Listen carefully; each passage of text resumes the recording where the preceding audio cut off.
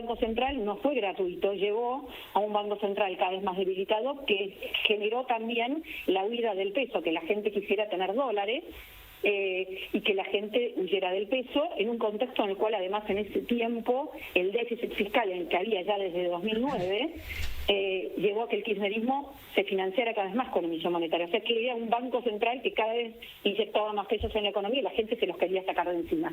El problema es que nuestro pasado nos condena y lleva tiempo y seguir pasando procesos para como tests para que Argentina, digamos, logre ir a esa normalidad en la cual después, si pasamos esto, va a poder renovar la deuda que vence en el mercado a una tasa accesible, claro, y no va a ser una discusión. Lo que pasa es que en el corto plazo sí es algo que genera dudas, preocupación en un año electoral, además, ¿no? Que eso no es algo menor cuando uno mira el pasado de Argentina. Castiglione, economista, muy buenos días. Luis Majul, todo el equipo de Majul 107.9, saluda. ¿Cómo va? ¿Qué tal el resto del equipo? Muy bien. María, ¿cuál puede ser el impacto de el crédito del Fondo Monetario Internacional hacia la Argentina? Más allá de que todavía algunas cosas no se saben, por ejemplo, el monto, las cuotas y cómo se va a implementar. Sí, efectivamente, hay cosas que todavía no se saben, tampoco se sabe si va a haber un cambio o una meta de reservas internacionales o los detalles de cómo va a poder operar el Banco Central o algunas definiciones, si va a tener o no respecto de medidas que hacen al cepo cambiario y la política cambiaria. Todo eso son signos de pregunta. Lo que sabemos es que el acuerdo con el Fondo Monetario, que bueno, ayer ya se hizo ley, digamos, a raíz de la aprobación del DNU en diputados, es que esta operación va a permitir, por un lado, postergar por más de 4 años los vencimientos que hay con el propio organismo del crédito que ya estaba vigente, de más de 40.000 millones de dólares, que implica vencimientos de intereses y capital de más de 24.000 millones de dólares, si uno los mira el tipo de cambio se llama derechos especiales de giro del Fondo Monetario. Perdón, entonces, o sea, María, que sí. Nosotros hacemos ese cálculo, podríamos descontar que el préstamo debe estar alrededor de 20.000 o incluso más miles de millones de dólares, 20.000 millones de dólares. Bueno, estos no son fondos frescos, sino que te permitan renovar lo que va venciendo del propio crédito. Lo que no sabemos es cómo va a ser el criterio, si te lo van a dar, cuánto te van a dar al principio o si te lo van a ir dando a medida que van cayendo los vencimientos del préstamo anterior. Eso no lo sabemos, eso también es un signo de pregunta, pero irían para cancelar la deuda con el FMI que ya existe, no con el propio organismo. Pero siempre es positivo tener ese horizonte, saber que los vencimientos de los próximos 4 años no van a ocurrir, van a ser recién a partir dentro de 4 años y medio, porque obviamente es un préstamo más de los que hay en la deuda total del Tesoro, del Gobierno Nacional, que a medida que vence o se renuevan en el mercado o con el que te prestó, o tendrías que cancelarlo con superación fiscal. Y imagínate que ningún país del mundo renueva toda la deuda que vence, paga toda la deuda que vence, la va renovando en el mercado. Hasta que Argentina no es que puede ir al mercado libremente, porque hemos incurrido tantas veces en reestructuraciones, quitas de deuda, defaults, que todavía el riesgo país es muy alto para eso, ¿no? Entonces, eso es un punto positivo. El segundo es que estar en un acuerdo de largo plazo con el Fondo Monetario siempre es garantía para que otros bancos internacionales sigan dando desembolsos normalmente. Como el BID o el Banco Mundial. Claro, habíamos llegado a un momento en el cual estábamos en crisis con el Fondo Monetario y se habían frenado préstamos de otros organismos internacionales. Estoy leyendo los datos. Perdón, María, continúa, discúlpame la interrupción. No, los segundos fondos es que no sabemos el monto, dólares que van a llegar para que el Tesoro con eso capitalice el Banco Central, es decir, revierta total o parcialmente, porque no sabemos el monto, la operación que se había hecho a lo largo del kirchnerismo, que era desplumar al Banco Central, sacarle reservas líquidas, dólares cantantes y sonantes, colocando en unos bonos que se llamaban letras intransferibles, que no se podían vender en el mercado y por lo tanto descapitalizaban o quitaban respaldo a los pesos que circulaban, para cancelar vencimientos que habían con deuda en el mercado, etcétera. Eso que llamaron desendeudamiento. En realidad fue cambiar de acreedor. Y unos dicen, y se dijo ayer en el Congreso, algunos que estaban en contra decían, bueno, pero es mejor deberle al Banco Central que deberle al FMI. Depende, porque el deberle al Banco Central no fue gratuito, llevó a un Banco Central cada vez más debilitado, que generó también la huida del peso, que la gente quisiera tener dólares, y que la gente huyera del peso, en un contexto en el cual además en ese tiempo el déficit fiscal en el que había ya desde 2009 llevó a que el kirchnerismo se financiara cada vez más con emisión monetaria. O sea que era un banco central que cada vez inyectaba más pesos en la economía y la gente se los quería sacar de encima. Entonces no es inocuo tener un banco central tan debilitado en un país que mira el tipo de cambio permanentemente como unidad de cuenta para todas las transacciones. Bueno, Entonces, estás diciendo que es una buena decisión intentar sanear las cuentas del Banco Central y es para lo que quiere el crédito, entre otras cosas, el gobierno argentino. Pero en este momento, María Castiglione, estoy leyendo los datos del mercado de la cotización, el dólar libre bajó casi 2%, está a 1.255 pesos. Contado con liqui, bajó un 1%, un poquito más, 1.281 pesos, el dólar MEP, 1.278 pesos.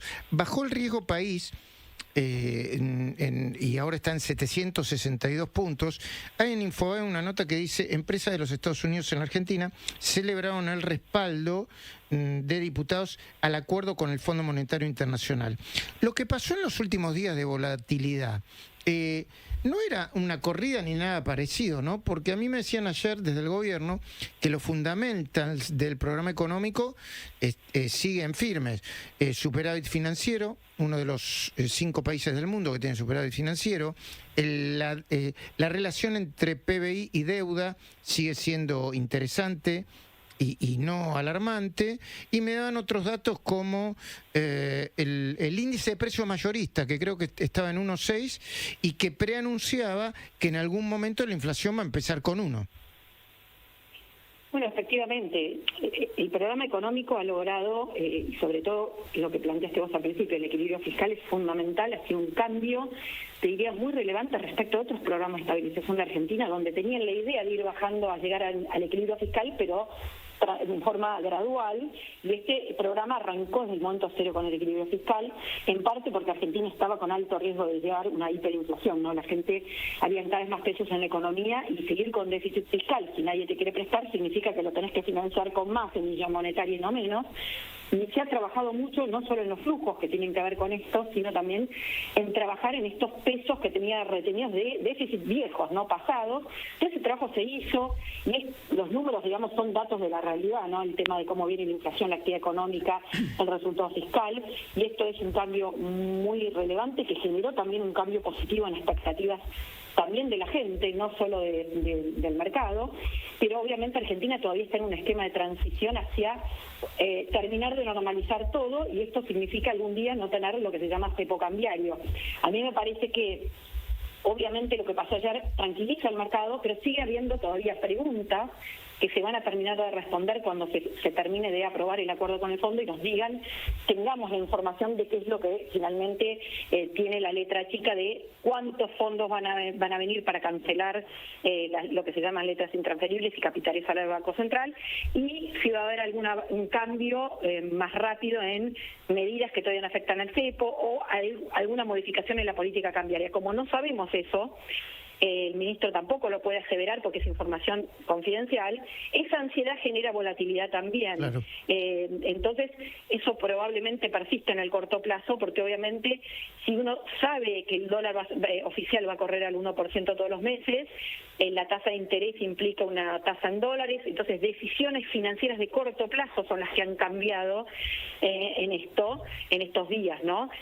Hoy hay más preguntas sobre cómo va a ser esto. Más que nada tiene que ver con el ruido financiero y no con una cuestión de las variables de la economía, del programa económico, que son la clave y las que en definitiva van a anclar la economía. Pero bueno, recordemos que cuando asumió este gobierno estábamos en una fragilidad enorme, no solo en lo que es el riesgo de inflación, obviamente por el enorme déficit fiscal, un banco central que no tenía reservas, que tenía 11.000 millones de dólares de reservas negativas, pero que los pesos que había circulando más retenidos en el IC eran 12 puntos del PBI, era una bomba a un día de plazo, debíamos deuda con importadores de más de 40.000 millones de dólares, no se podía importar nada, era un caos total, los precios relativos, o sea, las tarifas estaban atrasadas, no había una idea de qué iba a pasar, entonces todos los precios de la economía estaban desordenados. Todo eso se fue ordenando, pero obviamente no es que los problemas de la Argentina se resolvieran en un año. Entonces, toda esa fragilidad que persiste, además porque, como te decía antes, cualquier país del mundo que hoy tenga equilibrio fiscal y una deuda, ratio de deuda sobre PBI bajo como el de Argentina, tendría que tener un riesgo país de menos de 100 puntos básicos, tendrían que venir corriendo a querer prestarnos, pues somos solventes. El problema es que nuestro pasado nos condena y lleva tiempo y seguir pasando procesos para como tests para que Argentina, digamos, logre ir a esa normalidad en la cual después, si pasamos esto, va a poder renovar la deuda que vence en el mercado a una tasa accesible y no va a ser una discusión. Lo que pasa es que en el corto plazo sí es algo que genera dudas, preocupación en un año electoral, además, ¿no? Que eso no es algo menor cuando uno mira el pasado de Argentina. María Castiglione, ¿cómo te da la inflación hasta ahora del mes de marzo? Bueno, marzo arranca cuando uno mira la estadística, el dato de inflación es el promedio de precios de un mes respecto al promedio del mes anterior, entonces lo que se llama arrastre estadístico no juega a favor, sobre todo lo que fue la suba de la carne el mes pasado, que fueron puntuales los precios. Lo que estamos viendo semana a semana es que la inflación está moderada, no es que está teniendo una situación compleja. Sí, en alimentos subieron las verduras, esto puede tener que ver con todo lo que fueron las lluvias excesivas que te complican la cosecha, son productos muy volátiles de precios. El resto de los precios está siendo bastante moderado, no hay grandes aumentos de servicios, pero bueno, el promedio va a implicar que seguramente la inflación esté arriba del 2%, puede ser parecida a la de febrero, todavía es temprano para decirlo, estamos al 20 del mes, faltan todavía un tercio del mes, pero esa es un poco la expectativa. No es que haya un rebrote de la inflación, pero sí marzo habitualmente, además es un mes que estacionalmente con el inicio de clases tiene un poco más de estacionalidad, ¿no? María Castiglione, muchísimas gracias por este diálogo.